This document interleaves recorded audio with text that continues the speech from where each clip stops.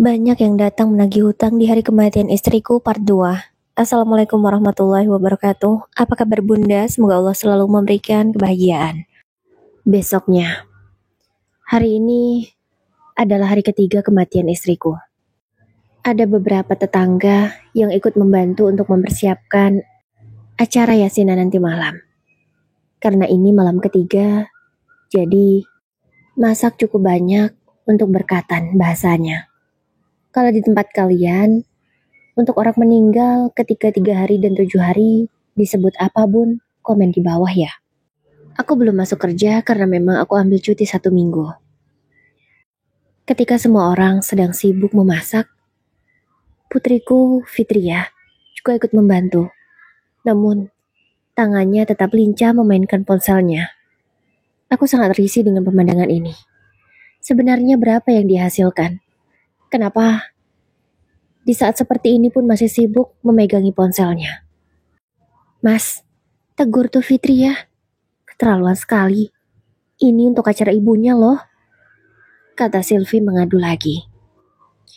Iya, nanti aku tegur. Kataku. Akhirnya aku memanggil Fitria. Aku menegurnya. Aku menegurnya dengan pelan. Aku takut dia tersinggung seperti kemarin. Fitria, ponselnya diletakkan dulu ya nak. Gak enak sama tetangga yang lainnya. Mereka fokus membantu untuk acara ibumu tanpa bermain ponsel. Masa kamu dikit-dikit main ponsel? Ucapku hati-hati. Kan aku sudah bilang, kalau aku tak memegang ponsel ini, adik-adikku tak akan mendapatkan uang jajan. Jawabnya ketus. Aku tidak menyangka Fitria bisa membentakku seperti ini. Apa yang sebenarnya sudah kamu ajarkan ke anakku? Kenapa anakku menjadi pribadi yang keras kepala dan pembangkang? Ucapku kesal dalam hati. Ingin rasanya menegur Fitria dengan tegas. Namun, aku sadar dia masih dalam suasana duka karena kehilangan ibunya. Jadi, aku terpaksa menahan amarah ini. Fitria pun langsung pergi begitu saja. Dia benar-benar sudah tidak menghormatiku. Sementara, kini aku beralih perhatian kedua anakku yang lainnya. Farhan, adikmu mana? Tanyaku ke Farhan, putra tengahku. Fani ada di belakang ya? Jawab Farhan. Oh ya sudah, kamu mau kemana ini? Tanyaku lagi ke Farhan. Mau ke depan? Jawabnya singkat, tanpa melihat ke arahku, kemudian segera pergi. Kenapa anak-anakku jadi begini semua? Tidak sopan sama sekali. Ini pasti ajaran Anita. Umpatku. Aku langsung mencari keberadaan Fani. Sebab, putri bungsuku yang baru berusia 5 tahun itu terkadang suka melakukan hal-hal yang berbahaya. Tuh kan benar. Aku panik karena melihat Fani hampir saja naik ke atas meja. Dan meja itu dalam keadaan miring. Dengan cepat, aku segera berlari dan berusaha menangkapnya. Sebab dia sudah hampir terpeleset. Fani, ucapku sambil menerima bobot tubuhnya. Ayah, katanya sambil melihat ke arahku. Kenapa manjat-manjat sih nak? Ini kan bahaya. Kataku sedikit marah. Karena aku takut dia kenapa-napa. Aku cuma mau ikut ibu. Jawabnya polos. Dengan suaranya yang masih sedikit cedal. Ikut ibu gimana maksudmu? Tanya aku tidak mengerti. Ibu ada di atas. Aku mau ikut ibu. Jawabnya yang membuatku semakin bingung. Tidak ada ibu di atas. Kamu jangan aneh-aneh. Sudah, ayo masuk. Kita main di dalam saja. Akhirnya aku menggendong putriku itu masuk ke dalam rumah. Aku mencari di mana mainannya. Maksudku akan kuberikan mainan saja agar dia tidak keluar rumah. Di mana mainanmu nak? Tanyaku lembut. Dengan polos, Fani menggeleng. Kok tidak tahu? Memang biasa disimpan di mana? Tanyaku yang memang tidak mengetahui tempat penyimpanannya. Aku masuk ke kamar Fitria. Kupikir mainan itu tersimpan di sana. Namun setelah kubuka semua laci dan lemari tidak ada. Kini aku beralih ke kamar Farhan. Sama saja, tidak ada mainan untuk Fani. Aku ke kamarku. Ku geledah satu persatu tempat penyimpanan. Namun, hanya ada satu boneka yang aku temukan. Ini mainan Fanny? Tanyaku menunjuk boneka Barbie yang sudah lusuh. Dia mengangguk. Yang lainnya kemana? Tanyaku lagi. Fanny pun menggeleng. Cuma ini yang kamu punya? Tanyaku memastikan. Iya ya, aku cuma punya boneka ini. Jawabnya sambil mengelus rambut boneka yang sudah kusut. Aku terkejut. Seketika aku terdiam. Tega sekali kamu, Anita.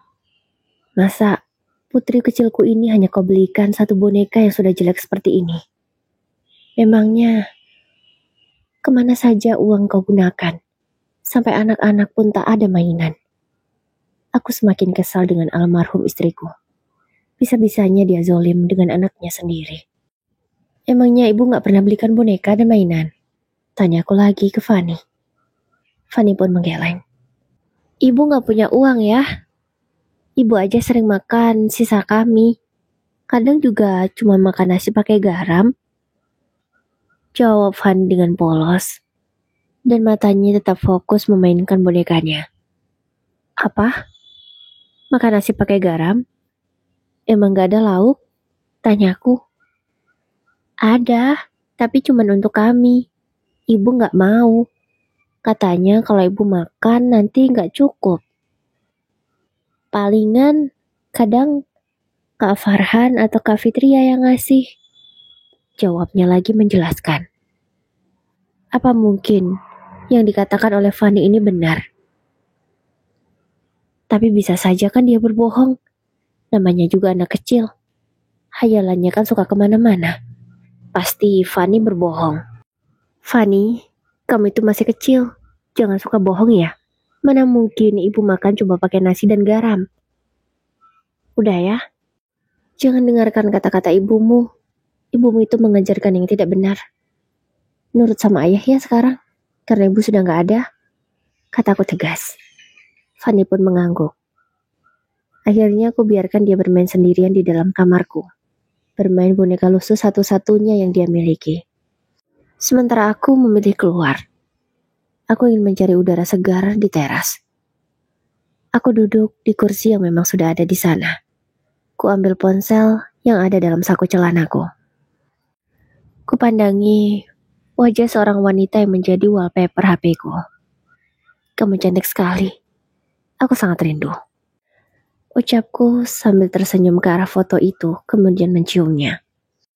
Ku buka aplikasi chat yang berwarna hijau. Ku kirimkan pesan singkat ke seorang wanita yang selama ini sudah mengisi hatiku. Sedang apa sayang? Tulisku kemudian segera ku kirim. Tak lama kemudian pesan itu dibalas. Aku lagi kerja sayang. Gimana keadaanmu? Balasnya. Semangat ya? Aku baik-baik saja di sini. Aku segera mengirim pesan balasanku. Dan kami pun bertukar pesan cukup banyak. Hingga menghabiskan waktu cukup lama. Yah, panggil seseorang. Setelah aku menoleh ternyata itu Fitria. Ada apa Fit? Tanyaku. Aku pergi sebentar. Aku mau ngantar pesanan. Katanya. Namun nada bicaranya benar-benar tidak ramah. Ketus sekali. Mau ngantar pesanan kemana? Bukankah di belakang masih repot? Dan ibumu baru saja meninggal. Kamu jangan pergi jauh-jauh dulu. Ucapku mengingatkannya. Gak bisa. Aku butuh uang untuk adik-adikku. Aku tidak bisa kalau tidak pergi. Jawabnya lagi dengan nada yang masih ketus. Tapi Fit, dia tak lagi menanggapi ucapanku. Aku pergi ya. Aku cuma ingin memberitahu, bukan meminta izin. Katanya lagi. Kemudian, segera berjalan cepat menjauhi rumah. Fit. Kenapa kamu jadi pembangkang? Tidak bisa dibilangin. Aku pun malas untuk berdebat dengannya sehingga aku biarkan saja. Mungkin sekitar 2 jaman Fitri sudah kembali lagi. Sudah selesai? Tanyaku dengan niat berbasa basi. Sudah. Jawabnya singkat, kemudian masuk ke dalam rumah. Astagfirullah. Kamu kenapa sih Fit? Benar-benar keterlaluan ya. Ibumu itu mengajarkanmu sungguh tidak baik. Bisa-bisanya dia mengajari anak agar marah kepada ayahnya. Keterlaluan kamu Nit. Ucapku dalam hati. Farhan, panggilku ke Farhan, yang kebetulan entah dia dari mana. Dari mana kamu? Tanyaku. Dari warung disuruh Bude. Jawabnya singkat juga. Farhan, ayah boleh tanya? Ucapku mencegahnya pergi. Apa? Tanyanya singkat. Sebenarnya, selama ini kalian dapat uang jajan dari mana? Dari kakak. Jawab Farhan cepat. Memang, biasa kalian jajan berapa? Tanyaku lagi. Biasanya aku dikasih uang kakak 2.000 kalau tidak 3.000. Dan adik biasanya 1.000 atau 2.000. Jawabnya. Apa? 3.000 dan 2.000? Tanyaku memastikan karena tidak percaya. Emangnya kenyang jajan dengan nominal segitu? Lanjutku lagi. Cukup kok. Karena ibu selalu mengajarkan agar kami bersyukur. Berapapun yang kami dapatkan dan kami terima, kami selalu mensyukurinya. Jawab Farhan tegas. Kemudian, ia segera pergi. Jadi selama ini, Anita mengajarkan rasa syukur ke anak-anak. Tapi kenapa anak-anak bersikap ketus kepada aku? Apa Anita mengajarkan agar mereka membenciku? Tanyaku kepada diriku sendiri. Aku hanya bisa menghela nafas. Kemudian teringat dengan ucapan Fitria. Apa benar ya? Ibu tahu tentang uang belanja itu? Kuputuskan untuk rumah ibu yang jaraknya hanya 500 meter saja.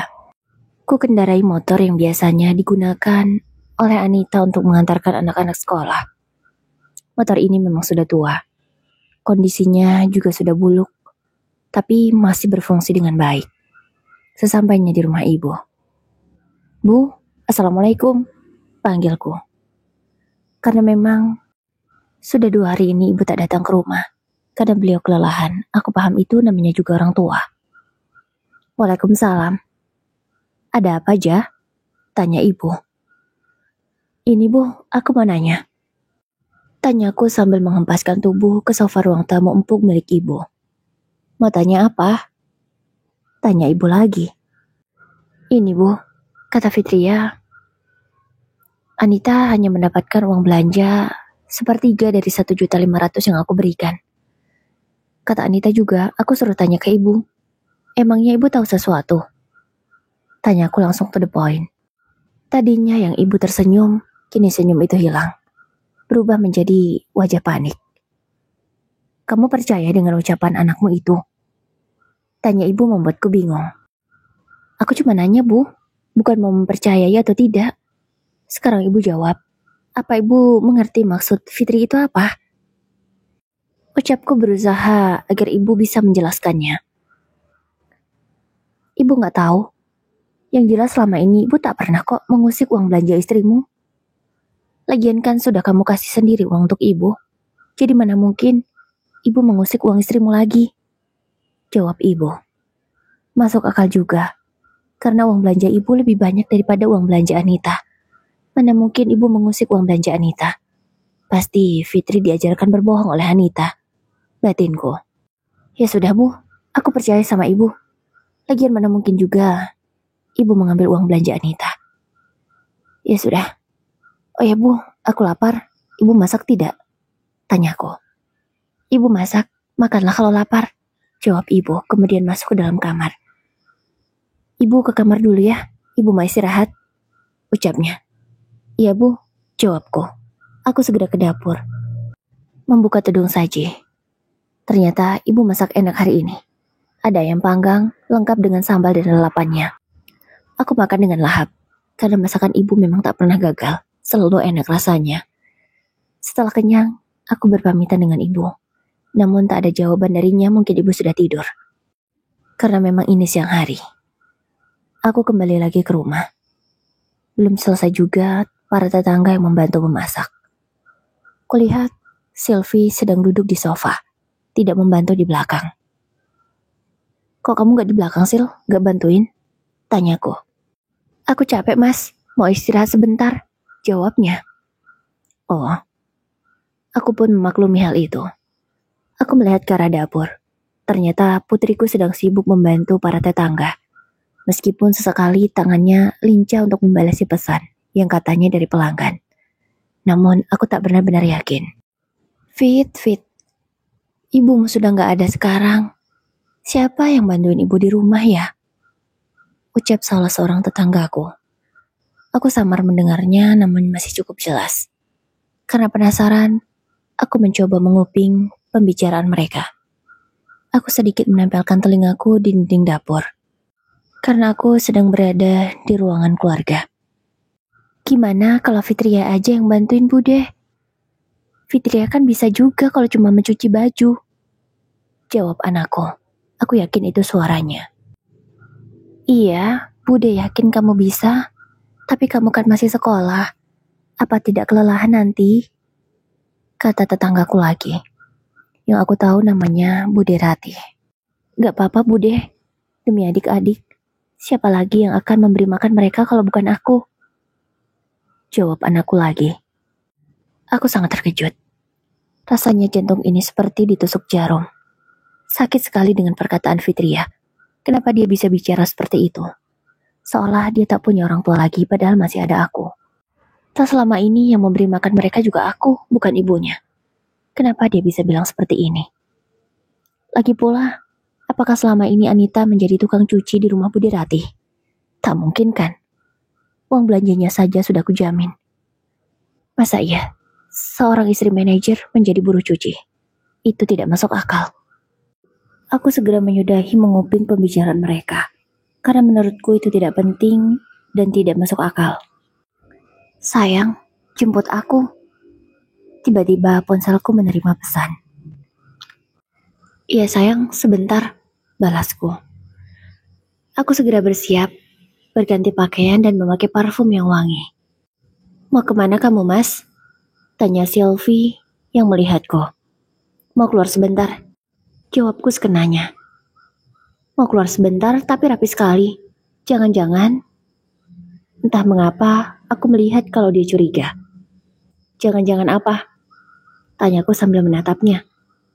Sana pergilah, bukan urusanku juga. Kemudian adikku itu fokus kembali ke ponselnya. Aku berjalan menuju mobilku. Kemudian segera kulajukan dengan kecepatan sedang. Sesampainya di depan sebuah kantor yang cukup besar, aku menghentikan mobilku. Aku menelpon seseorang. Aku sudah di depan sayang, kataku ke seseorang itu. Oke, jawabnya kemudian mematikan telepon.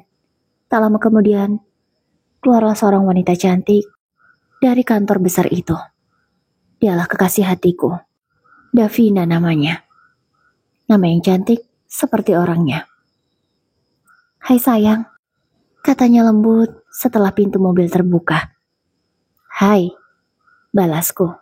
Aku tersenyum manis ke arahnya, dan dia membalas senyuman manisku. Tanpa ragu, dia pun langsung mencium pipiku, dan aku membalas ciumannya. Mau kemana nih? Tanyaku ke Davina. Ke hotel yuk, ajaknya. Oke, aku pun langsung menyetujui permintaannya itu. Tanpa berlama-lama, aku langsung mencari hotel terdekat. Kita habiskan malam ini di sini ya, katanya. Oke, jawabku semangat, karena malam ini aku akan dibahagiakan olehnya. Malam itu pun aku tak menghadiri acara tahlilan ketiga hari kematian istriku. Banyak panggilan telepon yang masuk, namun aku tak mengangkatnya karena aku sedang asik bersama Davina. Setelah puas semalaman, paginya kami pulang ke rumah masing-masing.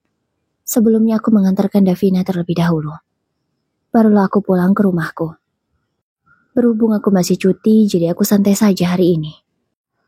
Ayah semalam kemana? Kenapa tidak pulang? Tanya Farhan menyambutku. Ayah ada urusan penting, jadi tidak bisa pulang. Jawabku sekenanya. Keterlaluan. Katanya pelan, namun aku masih bisa mendengarnya. Apa katamu Farhan? Tanyaku emosi. Ayah keterlaluan. Di acara tahlilan ibu saja ayah malah pergi. Bentaknya. Ayah ada urusan Farhan. Aku pun membentaknya balik dengan suara yang lebih keras. Aku benci ayah. Katanya dengan suara keras. kemudian segera berlari pergi. Ini pasti Anita yang mengajari mereka untuk membenciku. Keterlaluan kamu, Anita. Tidak salah kalau aku memiliki wanita lain. Geramku dalam hati. Aku hanya bisa mengepalkan tanganku. Kemudian segera masuk ke dalam kamar untuk beristirahat. Karena semalaman aku benar-benar lelah. Terima kasih, Davina. Kamu sudah mengisi kekosongan hatiku selama ini. Kalau tidak ada kamu, mungkin aku tak sekuat ini. Ucapku. Tak lupa, aku memandangi foto kekasih hatiku itu lagi. Di ponselku ini banyak sekali foto-foto kebersamaan kami. Bahkan, aktivitas kami di atas ranjang pun ada fotonya. Aku suka melihat foto itu ketika aku sedang rindu. Kamu cantik sekali, sayang. Aku jadi rindu lagi padamu. Ucapku kemudian mencium foto itu. Waktu pun berlalu. 7 harian kepergian Anita pun sudah selesai dilaksanakan. Malam tadi tentu aku menghadirinya. Hari ini aku sudah mulai masuk kerja seperti biasanya. Masa cuti sudah habis. Anak-anak juga sudah mulai sekolah. Ayo Farhan, ayah antar. Ucapku kepada Farhan yang sedang memakai sepatunya. Farhan hanya diam, tidak mengangguk atau berkata iya. Ayo kak, nanti ayah antar. Kini aku beralih ke Fitria, yang sama sedang memakai sepatunya. Sama, Fitria juga diam. Kini, ia sudah selesai memakai sepatu kemudian mendekati adiknya Fani. Fani, kakak sekolah dulu ya. Kamu di rumah baik-baik. Jangan nakal ya. Pesannya ke adiknya itu. Oke kak, jawab Fani semangat. Mulai hari ini akan ada seorang babysitter yang akan menjaga Fani. Karena ibu ataupun Selfie tidak mau dititipi Fani. Aku paham karena memang merawat anak itu sangat merepotkan. Akhirnya aku menyewa seorang babysitter yang aku gaji 1 juta per bulan. Ya menurutku itu sudah sesuai. Karena Fani bukan bayi lagi yang sangat merepotkan. Jadi pasti 1 juta sudah cukup. Dan babysitter itu pun setuju. Fitria dan Farhan pun mau diantarkan olehku. Sesampainya di sekolahan mereka segera berpamitan, tak lupa mencium tanganku. Semangat sekolahnya ya nak, ucapku ke mereka berdua dari dalam mobil. Keduanya hanya tersenyum tipis ke arahku. Kemudian segera masuk.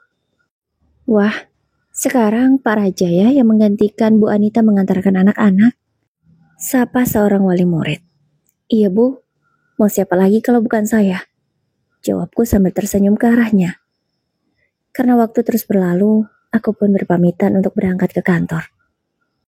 Sesampainya di kantor, segudang pekerjaan sudah menantiku, karena aku cuti seminggu. Seharian bahkan aku tak sempat memegang ponsel karena saking sibuknya. Sebab dikejar deadline, aku harus selesaikan tepat waktu. Beberapa laporan sudah selesai aku buat. Aku segera mengantarkannya ke ruangan direktur. Ini Pak laporannya, ucapku sambil memberikan laporan itu ke Pak Direktur. Kamu ini bagaimana? Laporan begini saja banyak yang salah. Tidak becus sekali kerjamu. Bentak Pak Direktur dengan kasar. Tapi Pak, saya rasa saya sudah benar mengerjakannya. Jawabku tidak mau salah.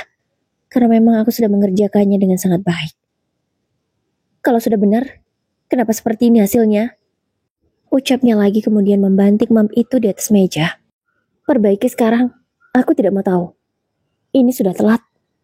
Bentaknya lagi. Aku tak bisa berbuat apa-apa. Karena mau bagaimanapun dia tetap atasanku. Aku kembali lagi ke ruangan untuk mengerjakan laporan itu. Sial. Masih banyak sekali pekerjaan ini. Bisa-bisa hari ini aku lembur. Bisa-bisa 2 hari pun gak selesai. Umpatku kesal. Sejenak, aku beristirahat. Kuperiksa ponselku mana tahu ada pesan penting. Benar saja, banyak pesan masuk. Namun pesan pertama yang aku lihat adalah pesan dari Davina. Dia mengingatkanku akan acara nanti malam. Tapi bagaimana ini? Kalau aku tidak menyelesaikan ini, pasti akan ada masalah. Tapi, kalau aku tidak menuruti Davina, dia pasti ngambek. Seketika aku semakin pusing. Karena pekerjaan dan Davina sama-sama penting. Aku pun meminta pengertian Davina. Sayang, sepertinya aku lembur. Bagaimana kalau acaranya kita tunda saja? Tulisku membalas pesan dari Davina. Aku tidak mau, aku maunya nanti malam. Aku tidak mau tahu urusanmu. Balasnya. Aku semakin pusing. Bagaimana ini? Pekerjaanku juga penting, Davina juga penting. Oh, aku punya ide. Sayang, untuk malam ini aku ganti dengan uang jajan dulu ya. Besok baru kita jalan bareng. Aku segera mentransferkan sejumlah uang ke Davina. Aku mengirimkan uang 3 juta ke dia. Apa ini? Kurang, 2 juta lagi. Balasnya. Ah, berarti dia sudah luluh. Batinku. Aku segera mengirimkan 2 juta lagi untuknya. Gampang sekali, menyenangkan hati wanita. Dikasih uang juga sudah beres. Aku pun bisa melanjutkan pekerjaanku dengan tenang, karena Davina tidak ngambek lagi. 2 minggu pun berlalu sejak kematian Anita. Mas, kapan kita nikah?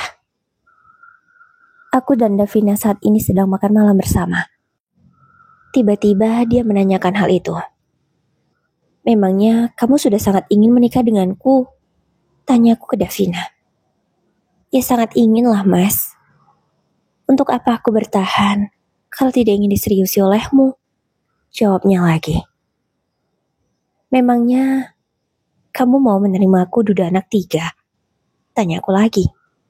Kenapa tidak? Aku suka kok sama anak-anak. Jawabnya. Aku lega. Sepertinya Davina adalah calon ibu yang baik untuk anak-anakku. Aku tidak salah pilih. Baiklah, kalau begitu besok kamu ke rumah ya. Temui anak-anak. Supaya mereka mengenalmu. Agar kalian bisa lebih akrab. Kataku. Oke, tapi kalau anak-anakmu nakal, aku gak jamin ya mas. Katanya lagi. Enggak kok, anakku anak-anak yang baik. Kataku, berusaha meyakinkannya. Ya sudah, yang jelas aku ingin segera kamu nikahi. Aku tidak mau terus begini. Katanya lagi. Oke sayang, aku janji akan segera menikahimu. Ucapku dengan sangat yakin. Besoknya, aku benar-benar mengajak Davina untuk main ke rumahku. Aku ingin mengenalkannya dengan anak-anak. Assalamualaikum. Ucap Davina lembut mengucapkan salam. Waalaikumsalam. Jawab Fitria dengan datar. Ini Fitria ya? Tanya Davina berusaha akrab dengan Fitria. Iya. Jawab Fitria singkat. Kalau yang ini pasti Farhan. Davina kini beralih ke Farhan. Farhan hanya diam, tidak berkata apapun. Dan kalau yang cantik ini pasti Fani kan? Kata Davina dengan lembutnya. Iya, jawab putri kecilku itu dengan ceria seperti biasa. Lihat, tante bawakan hadiah untuk kalian. Davina segera memberikan apa yang dia bawa tadi. Sebelum kesini, aku dan Davina sudah mampir ke mall untuk membelikan hadiah anak-anak. Davina membelikan Barbie baru untuk Fani dan mobil remote baru untuk Farhan. Sementara untuk Fitria, Davina membelikan baju yang cocok untuk usianya. Coba dibuka hadiah dari tante, kalian pasti suka, kata Davina sambil tersenyum ke arah mereka. Fani terlihat sangat antusias. Dia senang mendapatkan boneka Barbie yang baru. Boneka Barbie itu cukup mahal harganya. Aku membelinya seharga 300.000 tadi. Sementara mobilan Farhan 250.000. Dan baju untuk Fitria seharga 230. Terima kasih tante, tapi kami tidak butuh semua ini. Kata Fitria berusaha mengembalikan barang-barang pemberian Davina. Kenapa? Kalian pasti tidak punya ini kan? Ambillah. Kata Davina berusaha membujuk. Tidak tante, kami sudah punya, meskipun sudah jelek. Jawab Farhan. Tidak apa-apa, tante senang kok memberikan untuk kalian. Kata Davina lagi. Tidak usah, Fani, kembalikan, ayo kita ke belakang. Fani pun disuruh meletakkan mainan itu kembali, dan dia pun patuh dengan kakaknya. Kemudian Fitria mengajak adik-adiknya untuk ke belakang rumah. Kenapa mereka seperti menutup diri dari Davina? Apakah Fitria sudah tahu kalau Davina akan menjadi ibu sambung mereka? Tapi kenapa? Fitria terlihat tidak suka. Jangan-jangan mereka tidak mau punya ibu sambung, batinku. Sebentar ya, kamu duduk di sini dulu biar aku yang ngomong sama anak-anak. Wajar, mereka mungkin masih sedih karena baru kehilangan ibu mereka, ucapku. Oke mas, aku coba mengerti, jawab Davina. Fitria, kamu jangan seperti itu dengan Tante Davina. Dia orangnya baik. Cobalah untuk menerimanya. Mungkin kamu tidak membutuhkan ibu lagi. Tapi adikmu, Fani, dia masih sangat membutuhkan seorang ibu. Kataku tegas ke Fitria. Terserah ayah. Aku tidak peduli. Jawabnya ketus. Fitria, bentakku. Jangan pernah ayah bentak kakak lagi. Kini Farhan yang memasang badan untuk saudaranya. Farhan, ayah tidak akan bentak kakakmu kalau kakakmu tidak kurang ajar ke ayah. Kataku. Ayah yang kurang ajar, bukan kami. Jawab Farhan lagi. Sama sekali anak itu tidak takut denganku. Jadi ini ya, yang ibu kalian ajarkan selama ini? Ibu kalian pasti mengajarkan agar kalian membentak ayah, membantah ayah, iya kan? Tanyaku dengan tegas ke mereka. Jaga ucapan ayah. Ibu tak pernah mengajarkan buruk ke kami. Bahkan ibu selalu mengajarkan agar kami baik ke ayah dan menghormati ayah. Tapi apa yang ayah lakukan? Ayah jahat ke ibu dan juga kami. Bahkan, kuburan ibu saja belum kering, ayah sudah membawa perempuan lain. Fitria berucap dengan sangat tegas. Suaranya juga lantang. Persis seperti Anita ketika marah. Bahkan matanya sampai melotot ke arahku. Aku tidak menyangka dia benar-benar mewarisi tingkah laku ibunya. Jaga bicaramu, Fitria. Ayah ini ayahmu. Hormati ayah. Bentakku. Ayah saja tidak bisa menghormati dan menghargai ibu. Untuk apa kami menghargai ayah? Farhan pun tak mau kalah, dia ikut bicara. Karena terlanjur emosi, aku menampar bergantian Fitria dan juga Farhan. Aku tak sangka anak-anakku sekurang ajar ini. Keduanya hanya diam. Kemudian pergi dari hadapanku. Mereka masuk ke kamar Fitria. Apa aku salah menampar anak-anakku? Tapi mereka sudah sangat kurang ajar. Aku segera menemui Davina. Gimana mas? Anak-anakmu maukah menerimaku? Tanyanya. Aku yakin mereka pasti bisa menerimamu. Mereka mungkin masih butuh waktu. Mungkin mereka sekarang masih sedih karena kehilangan ibunya. Ucapku lagi ke Davina. Ya sudah mas, tidak apa-apa. Tapi seandainya mereka tidak bisa menerimaku, bagaimana mas? Tanya Davina yang membuatku bingung. Aku tetap akan menikahimu. Bagiku, kamu segalanya. Jawabku dengan sangat yakin. Terima kasih ya mas, aku mencintaimu. Katanya kemudian memelukku. Senang sekali jika sudah seperti ini. Rasanya nyaman berada di pelukan Davina. Tanpa ragu, aku mengajaknya masuk ke dalam kamarku dan Anita. Untungnya suasana kamar itu sudah sedikit aku rubah. Jadi kenanganku bersama Anita tidak terlalu terasa. Beberapa hari kemudian, ketika aku baru pulang kerja, aku melihat Fani, Farhan, dan Fitria. Mereka berjalan sambil menggendong tas. Mereka mau kemana? Apa mereka mau pergi? Kulajukan mobilku hingga berada di samping mereka. Kalian mau kemana? Tanyaku. Kami mau ke rumah kakek dan nenek. Jawab Fitria. Rumah kakek dan nenek yang dimaksud adalah rumah mertuaku, orang tua Anita. Namun, mereka semua sudah meninggal. Memang rumahnya masih ada, dan masih berdiri kokoh sampai sekarang. Jaraknya sekitar 2 kilometer dari sini. Mau ngapain ke sana? Tanyaku lagi. Kami mau tinggal di sana saja. Kami tidak nyaman di rumah itu. Karena sudah ada perempuan lain yang berusaha menggantikan posisi ibu. Jawab Farhan dengan sangat tegas. Kenapa Farhan? Bukankah Tante Davina itu baik? Bantahku tidak terima. Tidak, dia perempuan jahat. Jawabnya lagi. Jaga ucapanmu Farhan. Tante Davina itu baik. Aku masih tetap membela Davina karena memang dia wanita yang baik. Terserah ayah. Kalau ayah mau membela perempuan itu silahkan. Tapi biarkan kami pergi dan tinggal di rumah kakek dan nenek. Kata Fitria juga dengan tegas. Kemudian Ketiganya berjalan tanpa menghiraukan aku lagi. Lalu, mereka naik angkot. Ingin mengejarnya, namun urung kulakukan. Karena aku ingin bertemu dengan Davina dan menanyakan, ada apa sebenarnya? Ya, Davina saat ini memang ada di rumahku. Dia sudah berhenti bekerja. Dia bilang, hal itu ia lakukan agar lebih dekat dengan anak-anakku. Makanya, aku membiarkan dia dari pagi sampai sore untuk tinggal di rumah. Sekalian menjaga Fanny juga. Kan lumayan, aku tak harus membayar babysitter lagi untuk menjaga Fanny. Tapi semuanya malah jadi begini. Nantilah, akan kususul mereka di rumah kakek dan neneknya. Sayang, panggilku mencari Davina. Iya mas, jawabnya lembut. Kenapa anak-anak malah pergi? Tanyaku. Aku gak tahu mas, aku cuma mengingatkan mereka agar jangan makan gula terlalu banyak, itu saja. Tapi malah ngambek semua. Terus kabur. Jawabnya menjelaskan. Memang bandel sekali anak-anakku itu. Maaf ya.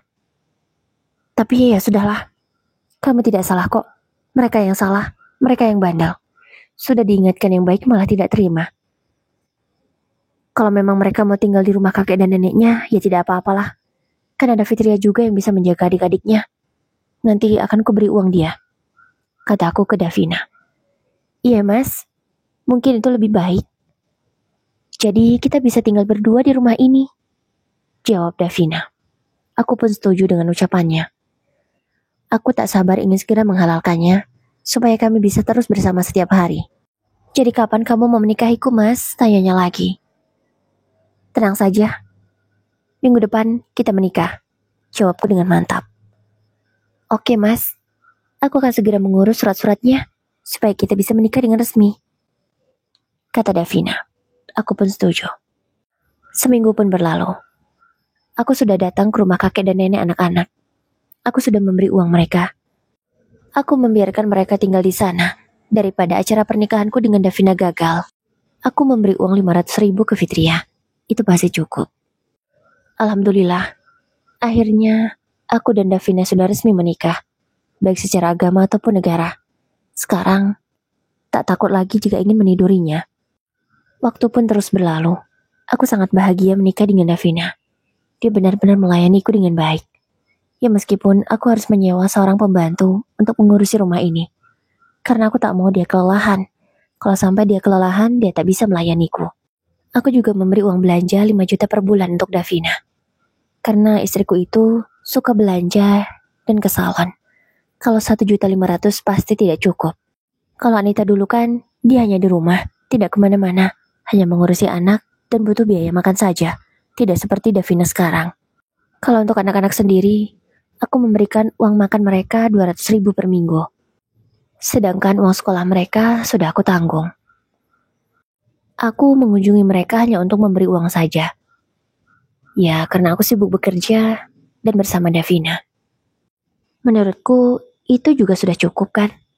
Lagi pula, Fitria bisa menjaga adik-adiknya dengan sangat baik. Waktu pun terus berlalu, usia pernikahanku dengan Davina sudah 3 bulan. Tapi sampai sekarang Davina belum juga hamil. Padahal aku ingin sekali punya anak dari dia. Sayang, kenapa kamu belum hamil ya? Tanyaku. Gak tahu lah mas, emangnya kenapa? Harus ya kamu punya anak dariku, bukankah kamu sudah punya 3 anak? Tanyanya. Ya aku ingin juga punya anak darimu, bukankah kamu juga ingin punya anak kan? Tanyaku. Ya aku ingin, tapi mungkin belum waktunya. Sabar ya mas, jawabnya. Aku pun mencoba mengerti, karena bisa jadi kan kami cukup lama diberikan anak. Tidak masalah juga. Yang penting Davina bisa melayaniku dengan sangat baik. Hari itu, aku sedang scroll sosial media seperti biasanya. Melihat video-video lucu dan lain sebagainya. Di sosial mediaku sedang tren, yaitu mengunggah foto masa lalu dan foto yang sekarang. Aku suka sekali melihatnya. Dan ketika ada yang mengunggah status seperti itu, aku tak pernah meskipnya. Aku selalu menontonnya sampai selesai. Aku merasa takjub dengan perubahan orang-orang itu. Dari dulu yang biasa saja, kini glow up. Berubah menjadi cantik dan juga tampan. Seperti kali ini, Aku sedang melihat video. Foto zaman SMA, sekelompok remaja laki-laki. Satu persatu, orang yang ada di foto itu ditunjukkan foto dulu dan sekarang. Hingga sampailah aku di foto yang terakhir. Dan foto itu sangat mengejutkanku, di mana ada seorang remaja laki-laki yang memakai baju SMA di zaman dulunya. Dan sekarang, dia bukan berubah menjadi laki-laki yang tampan, melainkan berubah menjadi perempuan yang sangat cantik. Aku sangat geli melihatnya.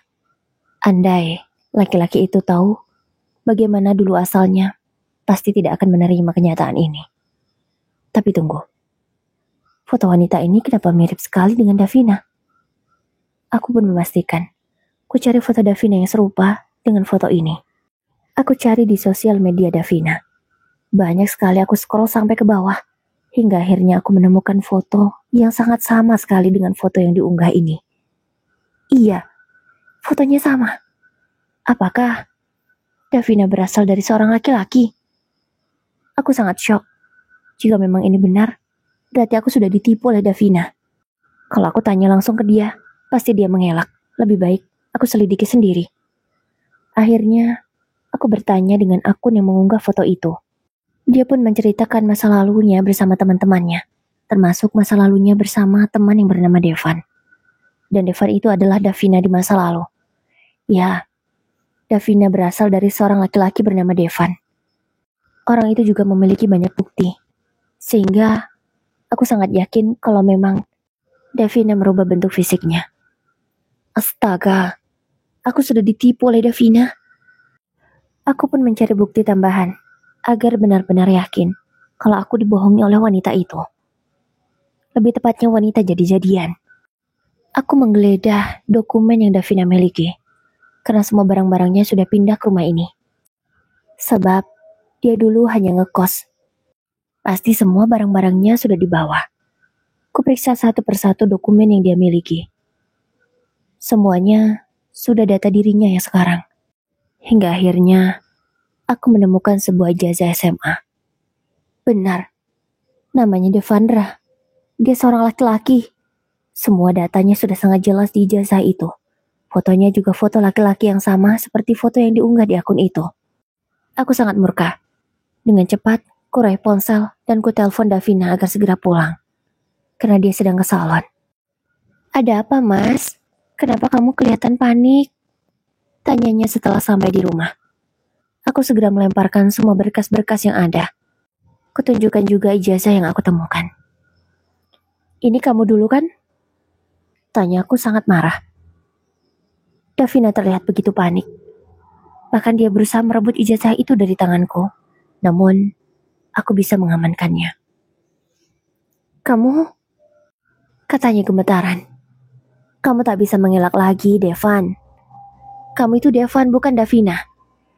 Kamu pembohong ya. Bisa-bisanya kamu menipuku, teriakku.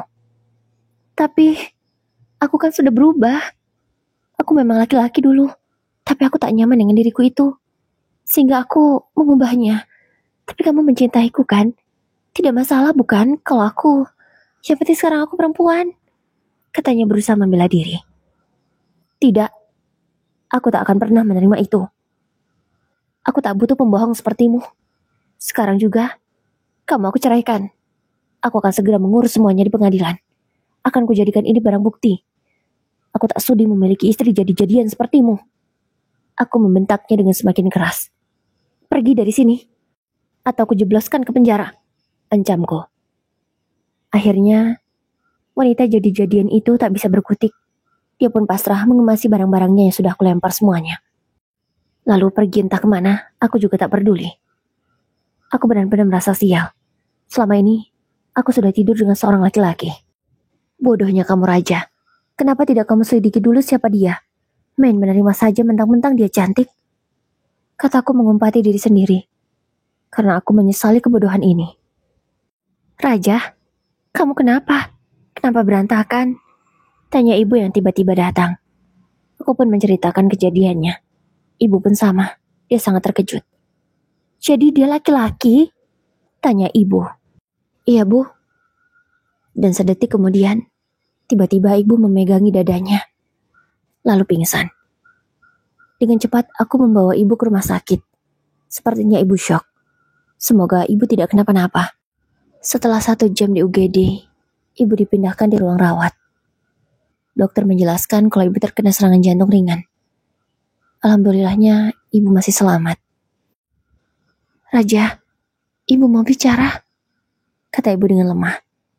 Mau bicara apa, Bu? Ibu mau jujur sesuatu, katanya lagi. Mau ngomong apa, Bu? Aku benar-benar penasaran dengan apa yang ingin ibu katakan. Jujur aku masih sangat stres, ditambah lagi harus mengantarkan ibu dan mengkhawatirkan keadaan ibu. Dan sekarang ibu malah bicara yang sepertinya rahasia sangat besar.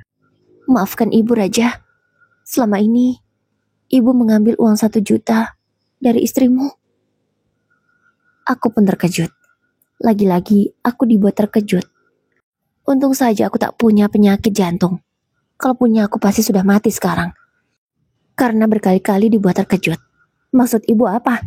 Tanyaku meminta penjelasan.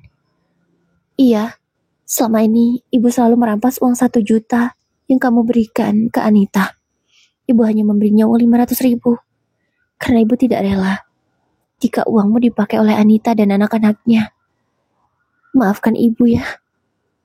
Ibu menyesal. Sebenarnya semenjak Anita meninggal, ibu sangat menyesali ini. Tapi ibu tak bisa meminta maaf lagi ke Anita. Dan ibu terlalu takut untuk mengakuinya ke kamu. Maafkan ibu ya, kata ibu dengan suara lemah berusaha menjelaskannya. Ibu, kenapa ibu tega, Bu? Pantas saja, Anita harus menjadi buruh cuci. Dan Fitria harus berjualan kue orang lain. Karena selama ini, uang yang dia terima hanya tinggal 500.000. Ibu pun mengangguk. Dan asal kamu tahu, Raja, uang 1.500.000 pun tak akan cukup untuk kebutuhan anak-anakmu dan juga istrimu. Lanjut ibu lagi. Kan, itu ibu juga yang nyuruh. Jawabku cepat. Ya, memang selama ini, ibu yang menyuruhku untuk memberi 1.500.000 saja ke Anita. Karena kata ibu, itu sudah cukup. Aku menuruti ucapan ibu. Namun, ternyata semua itu adalah kebohongan yang ibu lakukan. Ibu menyesal, Raja. Maafkan ibu. Antarkan ibu ke makam Anita. Ibu meminta maaf ke Anita sebelum ibu wafat. Ibu tidak mau menyesal. Ibu juga mau meminta maaf kepada cucu-cucu ibu, kata ibu sambil menangis.